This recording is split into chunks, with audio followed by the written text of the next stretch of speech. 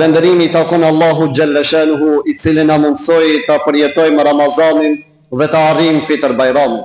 Paqja dhe bekimet qofshin mbi Muhammedin sallallahu alaihi wasallam, familjen e tij dhe të gjithë ata që ndjekin në rrugën e tij deri në ditën e kataklizmit. Të dashur vëllezër, xhamati i vlerësuar, tema të cilën sot do ta shtjellojmë është edhe pas Ramazanit qëndro në të njëjtën rrugë. Dëshiron ndihmën e Allahu xhalla shanuhu, ndihmo edhe ti. Dëshiron faljen e Allahu xhalla shanuhu, fal edhe ti. Dëshiron mëshirën e Allahu xhalla shanuhu, mëshiro edhe ti. Le të zëvendësohet fytyra jote e vrenjtur me buzëqeshje. Le ta zëvendësoj fjala e bukur, fjalën e shëmtuar dhe tregimin e paverifikuar. Le ta zëvendësoj vullneti i mirë, ligësinë dhe zilinë në gjoksin tënd.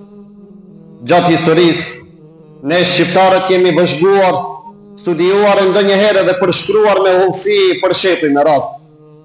Ka pasur edhe nga ata që e kanë bërë këtë me qëllime të liga, por pavarësisht kësaj, ne kemi mbijetuar dhe jemi aty ku jemi sot. Njëri prej atyre që ndoshta na ka përshkruar më hullësisht është udhë përshkruesi Turk Evlia Çelebiu. Ai shkroi për qytetëze dhe fshatrat tona. Shkroi për xhamit tona, xhamatet dhe zakonet tona. Shkroi edhe për ne, jo vetëm që ka shkruar për shqiptarët, por i ka konsideruar si popull me identitet, gjuhë dhe rol të veçantë historik. Në një vend ka shënuar dhe i ka quajtur shqiptarët luan të Rumelis, do me thonë shtylla ushtarake e Ballkanit Osman.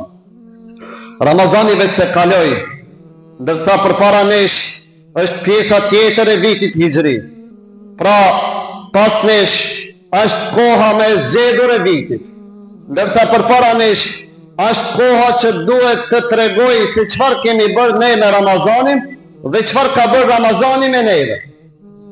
Tani është momenti më i mirë për të bindur nëse jemi vërtet shtylla ushtarake e Ballkanit Osman, apo nëse gjatë këtij muaji Ramazan jemi përmenduar sadopak. Mirë po, duhet të mendojmë edhe për atë që vjen pas Ramazanit.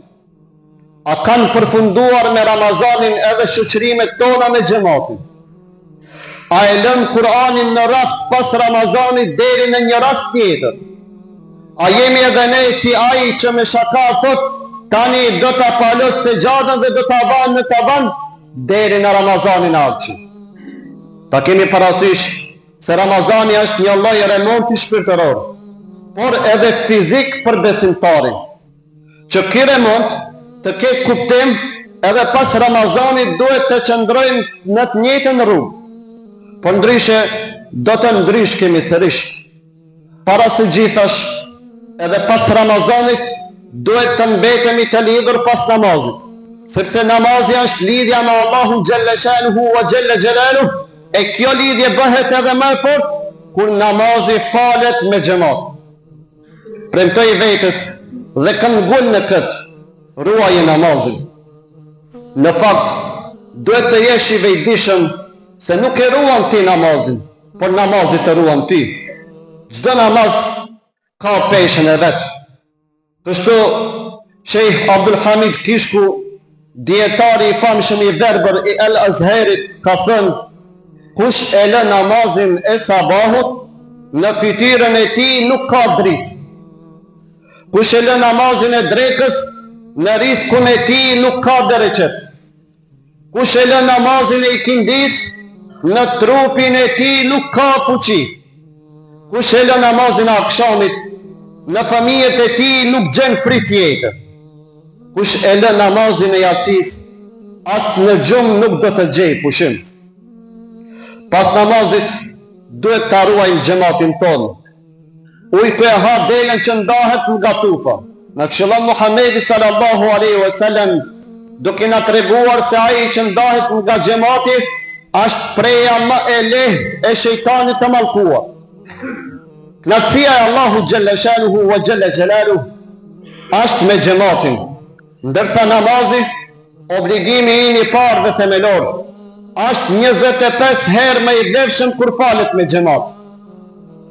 Më e lehta është ta rënosh dhe ta dobësosh xhamatin. Ai që ecën në këtë rrugë do të ketë përkrahjen e plotë të shejtanit, ndërsa pasojat i buajnë të gjithë. Besimtari i vërtet është në shërbim të xhamatit të tij, e ndihmon, e ndërton dhe e përmirëson, duke qenë i vetëdijshëm se shpërblimin nuk ja jep njeriu, por Allahu xhalla shanuhu wa xhalla xhelaluhu.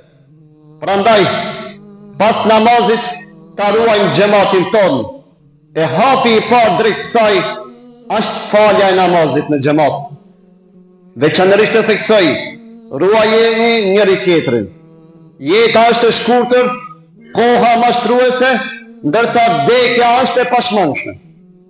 Gjatë Ramazanit kemi dëgjuar shumë ligjërata të bukura.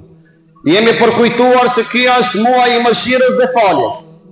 Mirë po, edhe në Ramazan, përkundër agjerimit dhe adhurimeve, Allahu xhalla shanuhu wa xhalla xhelaluhu nuk ja fal atij që është në armiqësi me vllajën e tij musliman.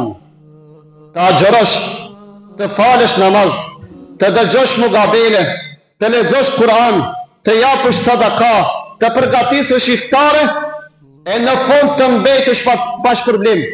Për çfarë? Pse? Sepse je në grindje me një musliman.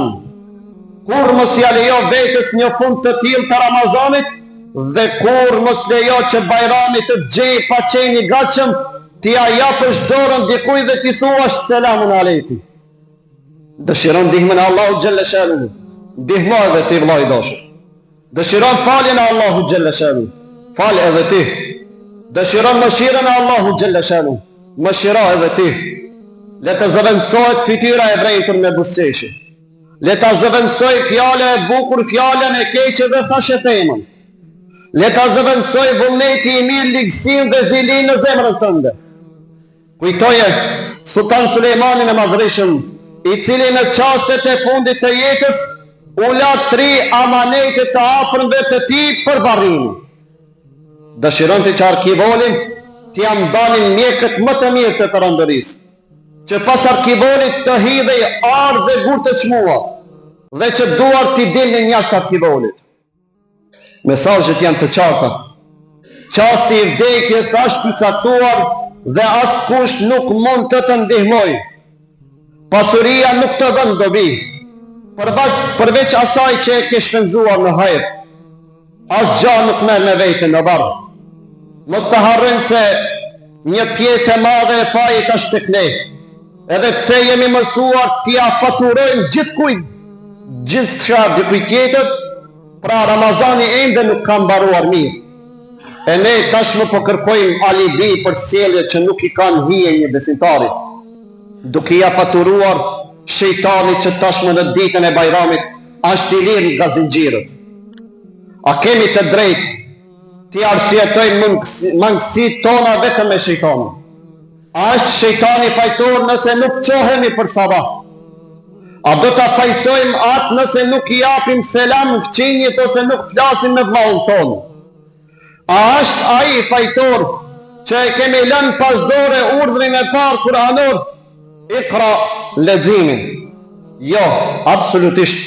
Kjo i pëlqen atij, por faji është i joni.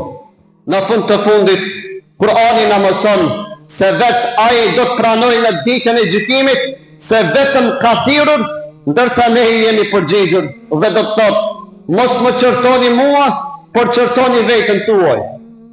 Në kohën e sahabëve, pas vdekjes së Muhamedit sallallahu alaihi wasallam, u shfaqën sprovat e para. Nuk dihej kush çfarë mendonte dhe kush ishte në cilën anë. Ndërsa shejtani i do më së shumti këto situata. Disa sahabë u kthyen kundër njëri tjetrit dhe gjithçka paralajmëronte kohë shumë të vështira. Gjendja jonë sot i ngjan shumë asaj kohe. Atëherë mësimin më të mirë u dha një roje. Ai qëndroi, heshti dhe u përsjat për gjendjen e umetit. Në fund unë ngrit dhe tha, unë jam roje dhe po shkoj ta kryej detyrën time. Do ta bëj më së miri që di, dhe jeni të sigurt se nga ana ime nuk do t'ju dhem koka. Edhe ne sot duhet ta kuptojmë këtë mesazh, se i cili prej nesh duhet ta kryej punën e vet më së miri në mënyrë që të tjerë të jenë të sigurt se prej nesh nuk do të vijë e keqja. O Allah, na ndihmo të qëndrojmë në rrugën tënde edhe pas Ramazanit. Na forcon në namaz, ja Rabbel Alamin. Na bashkon në xhamat, na mbaj larg gringjeve, thashëthemeve dhe zemrës së vrentur. Amin wa akhiru da'wana wa anil hamdulillahi Rabbil Alamin.